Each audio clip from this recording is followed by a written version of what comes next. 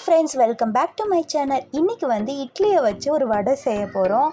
இது பார்க்குறதுக்கு அப்படியே மெதுவடை மாதிரியே இருக்கும். டேஸ்ட்டும் செம்மையாக இருக்கும்.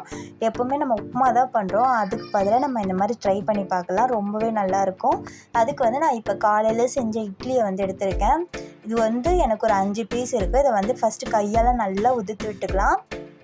இது சட்டுன்னு ரெடி பண்ணிடலாம் சீக்கிரமாகவே.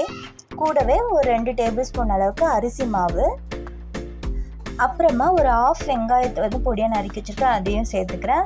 அதுக்கப்புறம் ஒரு மிளகாய், கொஞ்சமாக இஞ்சி, அதுக்கப்புறம் கொஞ்சமாக கருவேப்பிலை, கொத்தமல்லி, அப்புறம் தேவையான அளவுக்கு உப்பு. ஏற்கனவே நம்ம இட்லியில் உப்பு போட்டு தான் நம்ம வேக வச்சுருப்போம், அதனால் பார்த்து சேர்த்துக்கலாம்.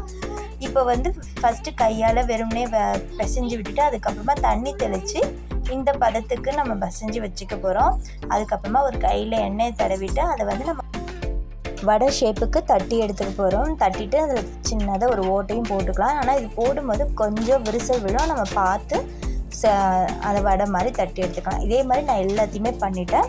எனக்கு மொத்தமாக ஒரு 10 வடை கிடச்சிருக்கு. இப்போ எண்ணெய் நல்லா கொதித்ததுக்கப்புறமா நம்ம இப்போ வடையை சேர்த்துக்கலாம். இது உடனே நம்ம பரட்ட வேண்டாம். கொஞ்சம் அதை பபிள்ஸ்லாம் அடங்கினதுக்கப்புறமா லைட்டாக கலர் சேஞ்ச் ஆன உடனே நம்ம இந்த மாதிரி திருப்பி போட்டுக்கலாம். இப்போது இது இந்த அளவுக்கு செவந்ததுக்கப்புறமா நம்ம எடுத்துட வேண்டியதான்.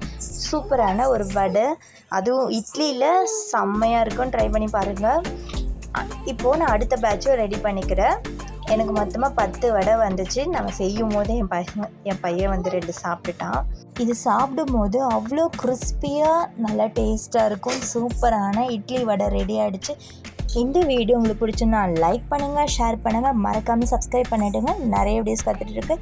தேங்க்ஸ் ஃபார் வாட்சிங். பாய்.